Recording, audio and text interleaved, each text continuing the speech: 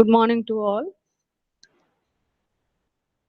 We have been discussing induction heating from past two classes. So induction heating furnaces can be classified into core type induction heating furnace as well as coreless type induction heating furnace. So core type induction heating furnaces are further classified as direct core type induction heating furnace, vertical core type induction heating furnace, and indirect core type induction heating furnace. In the last class, we have discussed about the direct core type induction heating furnace. We have seen the merits and drawbacks of the direct core type induction heating furnace. Some of the drawbacks of the direct core type induction heating furnace can be overcome by using vertical core type induction heating furnace. And since in this furnace, instead of using horizontal core for placing the charge, we are using vertical core. That's why we can call this vertical core type induction furnace as Azax-Watt induction furnace. The vertical core that is used in this Azax-Watt induction furnace will avoid the pinch effect due to the weight of the charge in the main body of the crucible. So we have already discussed about the pinch effect, how this pinch effect occurs. What happens when pinch effect occurs, we have already discussed in the case of direct core type induction furnace in detail. Okay, the leakage reactance is comparatively low and power factor is high as the magnetic coupling is high compared to direct core type induction furnace. So when compared to direct core type induction furnace, the leakage reactance is low and power factor is high for vertical core type induction furnace. So this is an image of Azax-Watt induction furnace.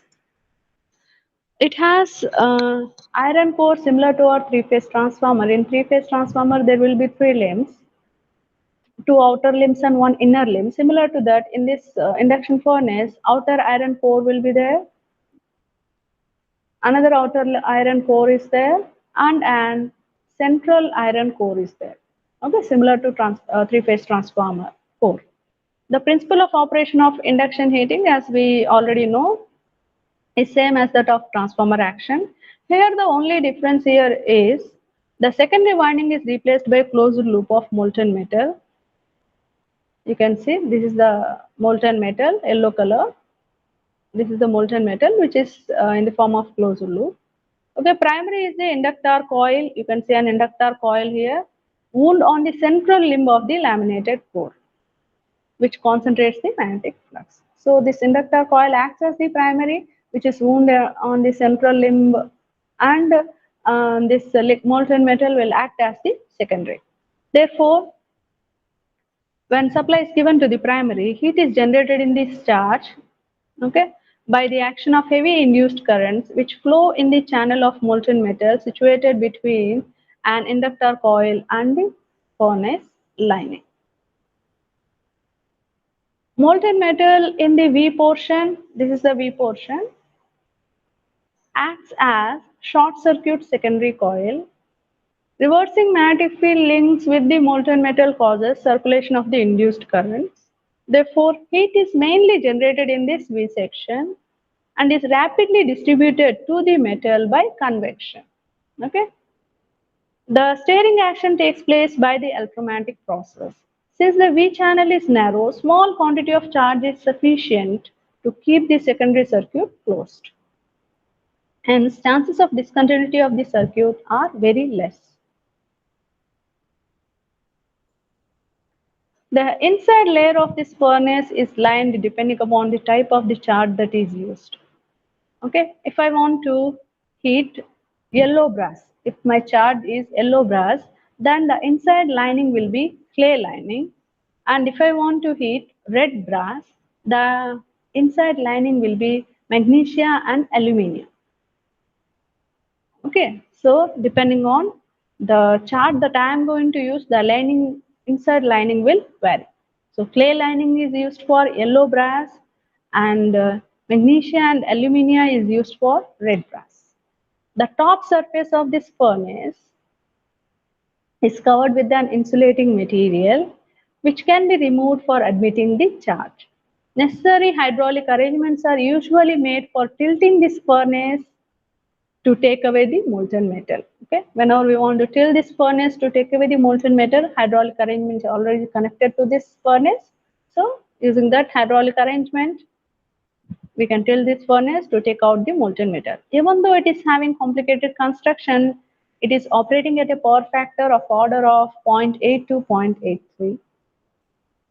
This furnace is normally used for melting and refining the brass and non-ferrous metals.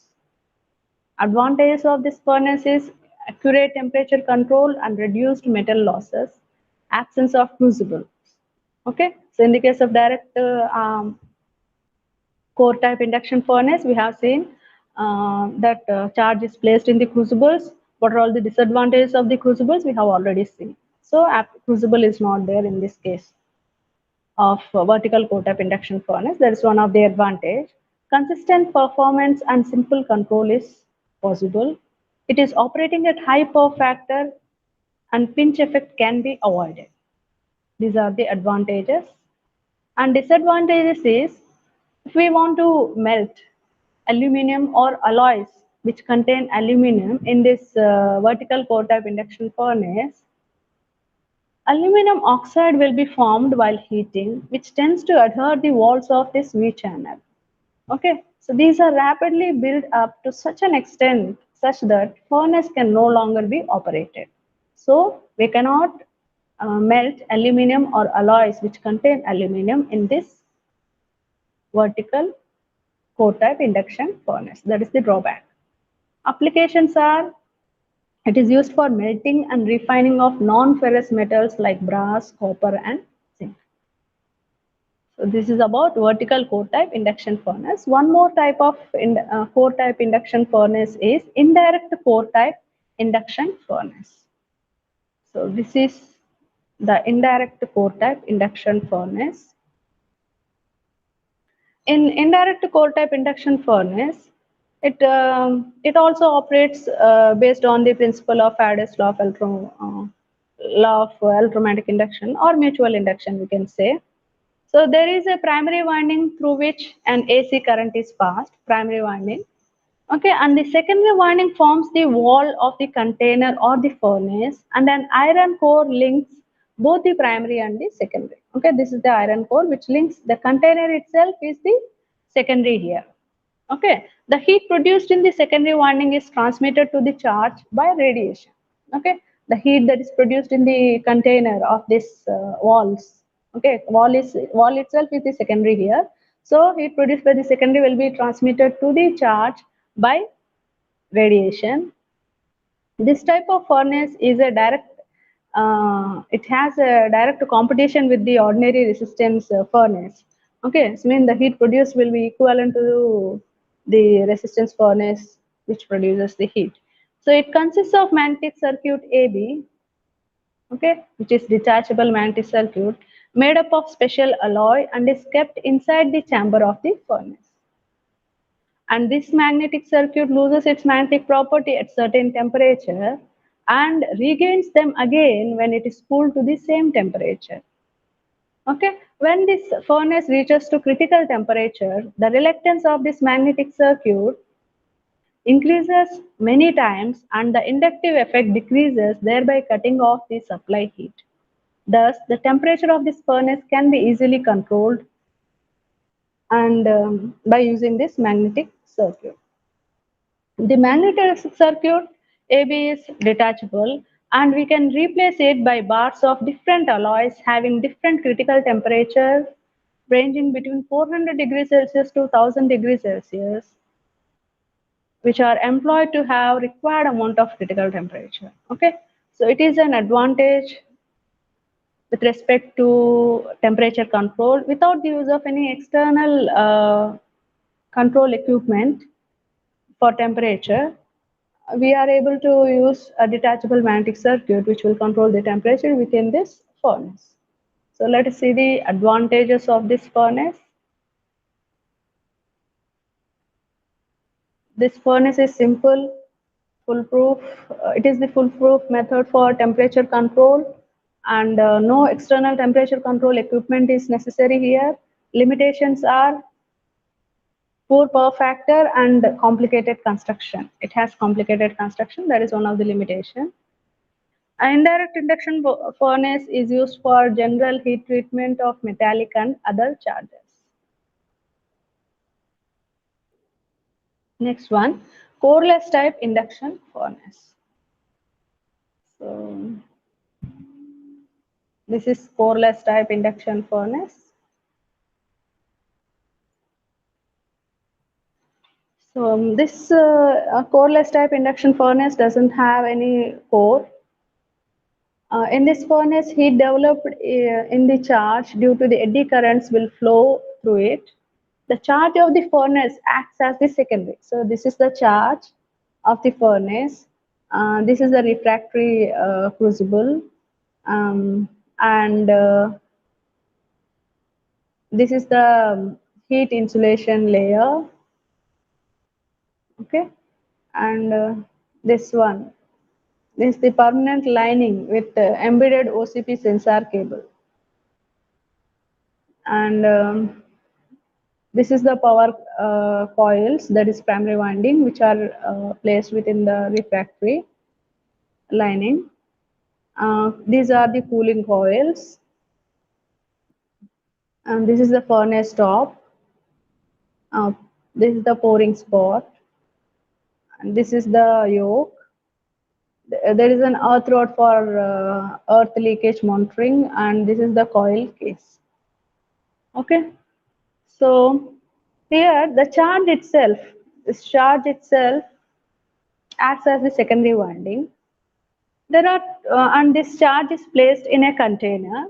The container can be of two types. The container construction can be of two types.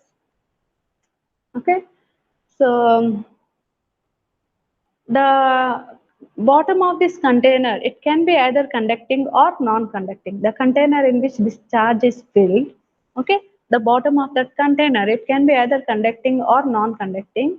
If the container is made up of conducting bottom, then a charge may be conducting or non-conducting, since bottom itself acts as the secondary. So when the bottom itself acts as the secondary, the charge may not be conducting. But if the container is made up of an insulating material, then charge must be conducting one to form the secondary. Okay.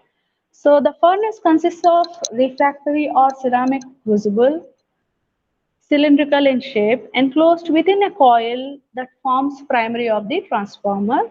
Okay. When primary coils are excited by alternating source, flux set up by these coils will induce eddy currents in the charge. So you can see the eddy currents here. Okay. The direction of the resultant eddy currents is in a direction opposite to the current in the primary coil. These currents heat the charge to melting point, and they also set up electromagnetic forces that produce a steering action to the charge. The eddy current developed in the magnetic circuit, you can calculate. So the eddy current that is developed in the magnetic circuit will be proportional to the square of the magnetic flux density and square of the frequency. Okay, so in coreless furnace, the flux density will be low as there is no core. Okay, the flux density will be low as there is no core. Hence, the primary supply should have high frequency for compensating low flux density. If it is operating at high frequency, due to skin effect, it results copper loss, thereby increasing the temperature of the primary winding. Okay, so if it is operating at high frequency, due to skin effect, copper losses will occur, thereby increasing the temperature of the primary winding. This necessitates in artificial cooling. So as the temperature of the primary winding is raising, so we need to provide some artificial cooling. The coil therefore is made up of hollow copper tube through which cold water is circulated. So minimum stray magnetic field is obtained while designing coreless furnace, otherwise there will be considerable eddy current losses. These furnaces require around 500 to 1000 Hz frequency supply. The power factor of the coreless furnace is very low, that is 0.1 lakh. Therefore, to improve the same, a bank of capacitors is used in parallel with the heating coil. In order to improve the power factor, bank of capacitors are used. So let us see the advantages of this coreless. This is a coreless induction furnace. Okay. So I have few more images here, same, nothing else. Okay, let us see the advantage of coreless furnace. It has less melting time. Okay, absence of dirt and smoke and noise is one of the advantage. Automatic steering action takes place because of the eddy current. Simple charging and pouring, precise control of power, operation of the furnace is intermittent as no time is lost in warming up, low operating cost, no contamination of charge, and very accurate control of composition. So it is most suitable for the production of high grade alloy steels. These are all the advantages. There is another disadvantage, that is refractory cracks can cause premature lining failure. Application is the coreless induction furnace is normally used to melt all grades of irons and steels as well as many non-ferrous alloys. Okay, this is about the core type and coreless induction furnaces. So next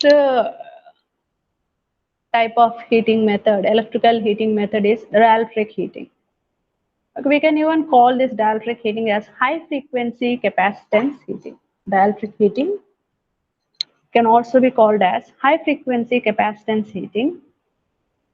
So if you want to heat insulating materials such as wood, plastic, china, clay, glass, ceramic, then these insulating materials must be subjected to high voltage AC currents. Okay, so when they are subjected to high voltage AC currents, their temperature will increase due to the conversion of dielectric loss into heat. Okay, so whenever insulating materials are subjected to high voltage AC currents, the temperature of these insulating materials will increase due to the conversion of the dielectric loss into heat. So the supply frequency required for dielectric heating is around 10 to 50 megahertz, and applied voltage is around 20 kilohertz. The overall efficiency of the dielectric heating is about 50%. So it is very low.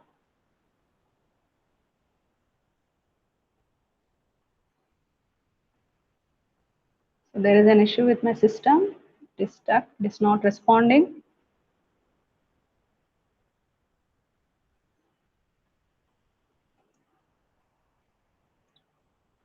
So when a capacitor is subjected to sinusoidal voltage, the current drawn by it is never leading the voltage by exactly 90 degree. So whenever a supply AC voltage is given to a capacitor, okay, so we assume that capacitive current will be leading the voltage across the capacitor by 90 degree. But in practice, it is observed that when a capacitor is subject to sinusoidal voltage, current drawn by it is never leading the voltage by exactly 90 degree. The angle between the current and the voltage is slightly less, with the result that there is a small in-phase component of current which produces power loss in the dielectric of the capacitor. Okay, so whenever there is a small in-phase component of current means what? And we know the for a resistive element, current will be in phase with the voltage. For a resistive element, current will be in phase with the voltage. So since this IC is not leading VC by an angle of 90 degree, means there is some in phase component which is making the angle between IC and VC less than 90 degree. Okay, so that in phase component will cause some power loss in the form of heat.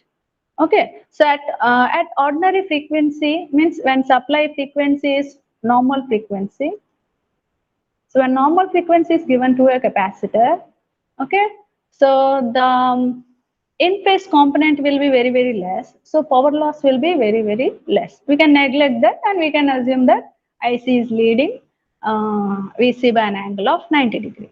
But it is observed that whenever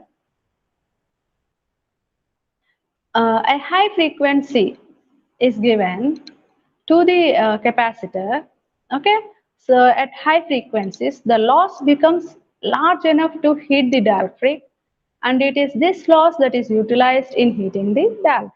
So whenever we want to heat any dielectric material, insulating material, high frequency supply must be given to the capacitor.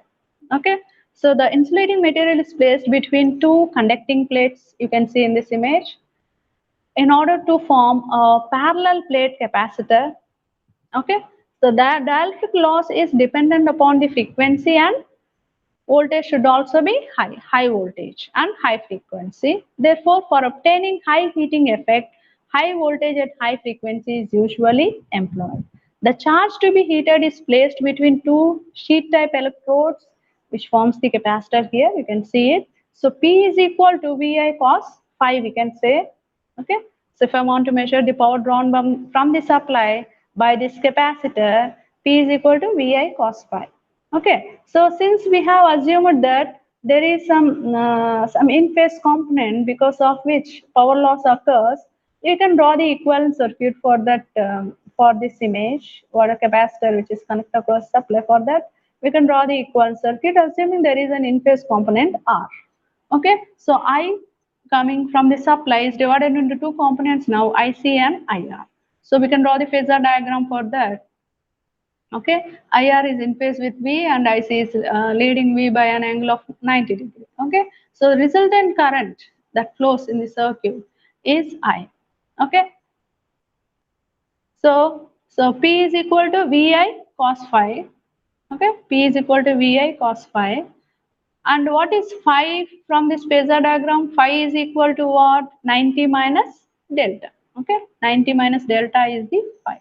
So from phasor diagram, phi is equal to 90 minus delta. What is cos delta from this phasor? Cos delta is IC by I.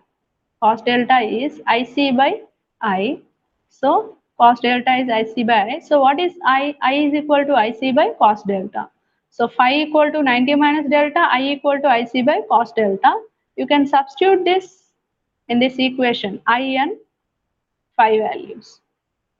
Okay, I and phi can be substituted in this equation. That's why you will get P is equal to V into IC by cos delta, cos of 90 minus delta. Cos 90 minus delta, you can rewrite it as sin delta. Okay, so P is equal to V into IC by cos delta into sin delta. Sin delta by cos delta, you can write it as tan delta. And P is equal to what? P is equal to V into IC tan delta now.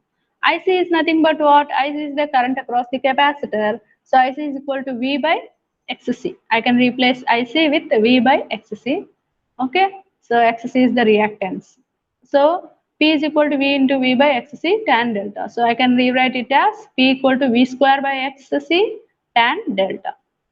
P is equal to V square by XC tan delta. What is XC? It is the reactance of the capacitor. So reactance can be replaced in terms of capacitance. Okay, so X is equal to 1 by omega C.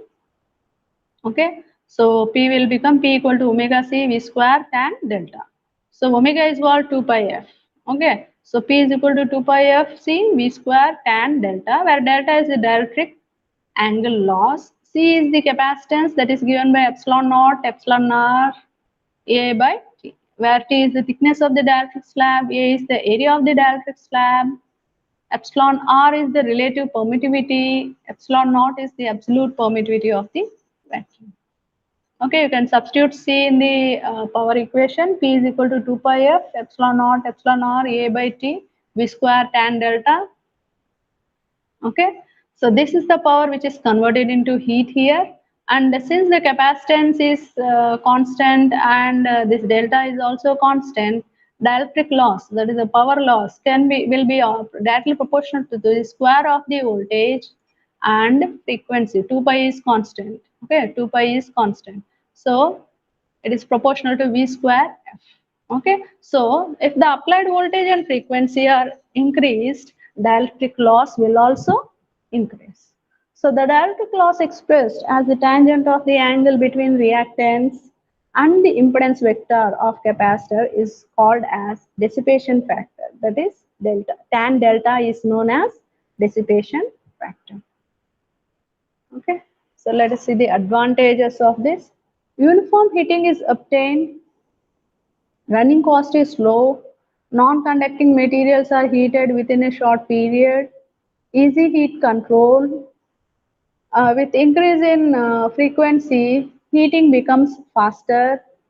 Inflammable articles like plastics and wooden products can be safely heated. Disadvantages are since heat produced in dielectric heating depends upon type of the material, product size and the power density, only those materials which have high dielectric loss can be heated by this dielectric heating method. Okay, it is not possible to heat a transparent or reflective material by this method. Okay, the cost of the equipment required for dielectric heating is so high that this method is not used in practice. Okay, and this method is used only when if other methods are impracticable or other methods are too slow. Overall efficiency is only 50% and high frequencies may cause radio interferences. These are all the disadvantages. And applications are this dielectric heating method can be used for food processing, wood processing, drying purpose in textile industry, electronic sieving, dehydration of foods, vulcanizing of rubber, drying of explosives, heating of tissues and bones of body required for treatment of certain types of pains and diseases, removal of moisture from oil.